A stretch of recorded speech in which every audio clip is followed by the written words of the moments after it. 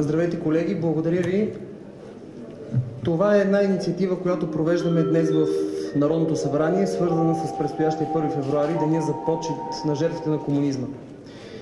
Това е една инициатива, която ние като млади хора провеждаме не само с оглед на политическия профил на политическа партия ГЕРБ, демократична дясна партия, но и с всички тези фундаменти, върху които е построена Европа. И ако след 1945 година, с края на Втората световна война, пред Европа се открива нов хоризонт на развитие, на просперитет, на прогрес, то, съжаление, в България този хоризонт е помрачен. 9 септември 1944 година е една мрачна дата в българската история. Една дата, която бележи падението и отсъствието на цивилизация в България. Една дата, която откриваме в нея хиляди жертви, хиляди хора репресирани, хиляди хора убивани без съд и присъда, хиляди хора гонени заради своите убеждения, заради своята свободна мисъл, заради своето желание просто да бъдат свободни. Всичко това, което познаваме днес като принципи на цивилизования свят, по това време е изтрито. Цивилизационният контекст на Европа и света е отдалечен от нашата държава. Днес нашата мисия като млади хора е никога да не позволяваме това да се случи отново, никога да не позволяваме то да бъде забравено. Тъй като комунизма, като краен тоталитарен режим, по нищо не отстъпва със своята жестокост на нацизма и на фашизма. Ние сме ангажирани с фундаментите, върху които нашето модерно общество стои днес, и поради тази причина ще продължим с всички възможни средства да посочваме къде има дефицити, какво не трябва да бъде забравено, какво не трябва да бъде изоставено като идеи, които ние имаме днес и които изповядваме. С това искам да дам и думата на господин Методи Андреев, който като човек достатъчно опитен, достатъчно зрял и достатъчно видял жестокостите на комунизма, може да каже няколко допълнителни думи. Във връзка с честването на 1 февруари, оня ден направихме една инициатива от народните представители на ГЕРБ, по-специално тези, които са избрани от София, в София да бъде преименувана една улица на името на големият български патриот, антикомунист и дисидент Илия Минев. Илия Минев, за тези, които не знаят, е човек, който е прекарал в комунистическите затвори 33 години. Това е най-дългогодишният политически затворник в света. От тези 33 години този човек е прекарал в 1840 дни в карцер, а 460 дни в гладна стачка. Той е роден на 15 януари 1917 година в Сарамбе, сегашен град Септември. Завършва висшето си образование в град Тулуза, индустриална химия, и там се запознава с Франсуа Митеран. В България той се занимава с антикомунистическа дейност, поради което е осъден на този дълъг срок затвор. След като излиза от затвора, той става основател на независимото дружество на защита правата на човека и издава Свободен народ. Крайно време е да се знае, че в България е имало достойни българи, които не са се пречупили пред мракобесните служби на комунистически режими. Такъв човек е Илия Минев.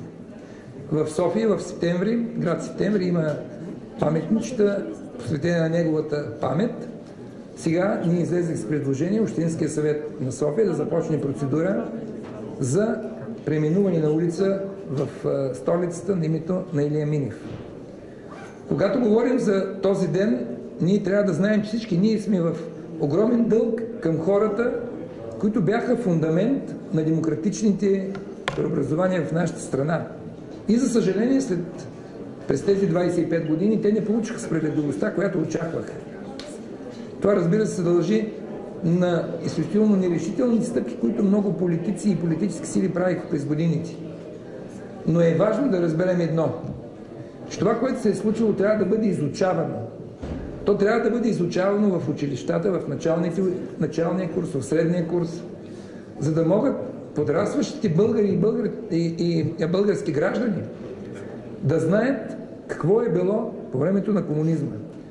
Много пъти като бивш председател на комисията по досиетата съм срещал с колеги в съответните държави. Трябва да ви да кажа навсякъде, че дейността по разкриване на престъпленията на комунизма върви заедно с историята, с правдивото му отразяване в съответните учебни помагала. И аз като народен представител от ГЕРБ ще предложа на господин Вежди Рашидов и на моите колеги да излезем с една инициатива, да направим концентрационния лагер в Белене едно място на поклонение пред жертвите на комунизма. Както Освенциум е място на преклонение пред жертвите на нацизма. Ние трябва да помним, за да не допустим повече такива политически ексцесии и такива тоталитарни режими. Винаги трябва да помним, за да не забравяме. Може ли въпроси? Искам да попитам младежите какво им е разказала председателката на парламента госпожа Цецка Цачева от нейния личен опит като партиен секретар на БКП в Плевен. Ще ви кажа следното нещо. Много хора питат какво помните вие, които сте родени след 90-та година. Аз помня, че дядо ми до последния си ден се бореше с рак, получил вследствие на заплаха да влезе в Белене. Само това ще ви кажа. Не, въпросът ми не беше за този урок. Личният урок от вашите водачи. Вие сте млада, като виждам, госпожица или госпожа. Трябва да знаете следното. Човек греши в живота си. Човек може да допусне грешки. Важното е следното. Какво е направил след това? Защото това, че тя е била член, както вие казвате, на Комунистическата партия, не означава, че тя в момента изповядва това, което примерно изповядват моите колеги от БСП, защото тук има активни хора, членове на парламента, които продължават да не искат в България да има действително исторически съд за това, което се е вършило по времето на комунистическия режим. В крайна сметка човек отговаря за това, което е правил и смятам, че когато един човек промени своите виждания и застане на страната на демокрацията, това не бива да бъде повод за иронични забележки.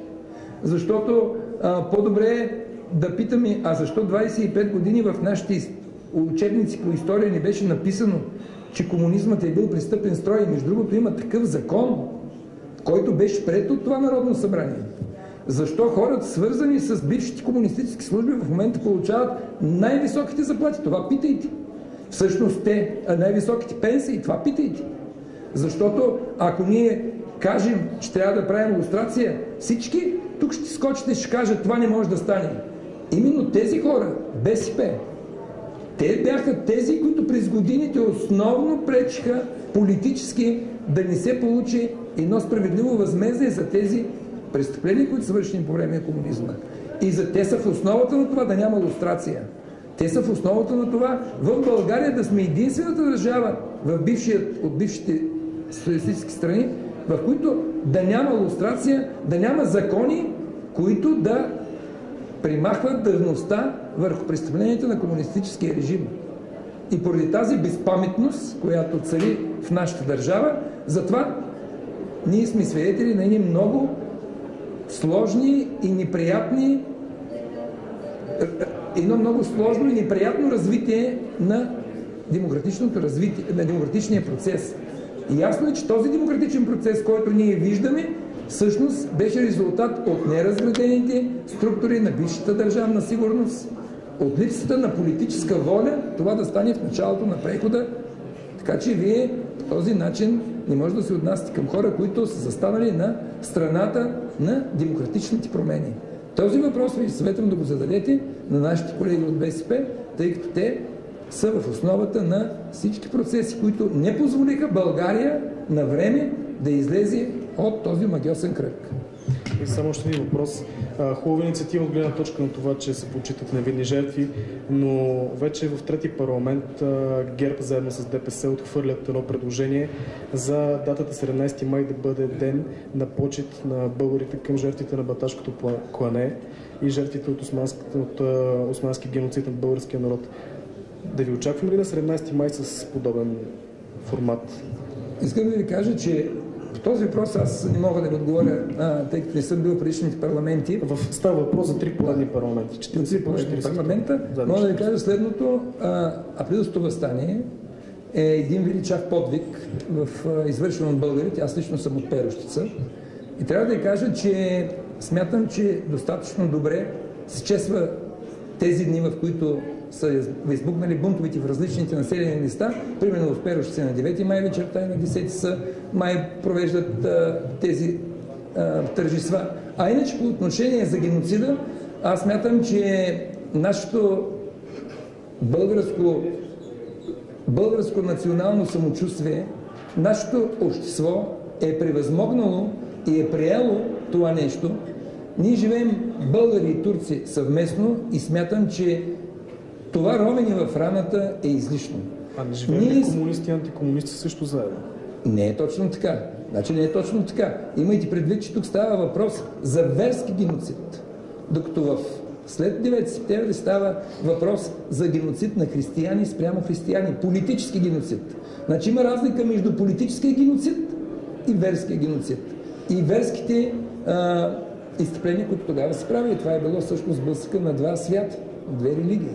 Значи няма да дойдат с такъв формат вестник? Не, аз не мога да кажа. В принцип това е една идея, която може да претърпи развитие. Това е въпрос, който не е поставен. Но има друг интересен въпрос за арменския геноцид. Да, аз съм примерно ще подкрепя, ако вкарат в парламента, въпроса за арменския геноцид. На комисия вашата партия го отхвърли? Значи, тогава отхвърля, сега може да не го отхвърли.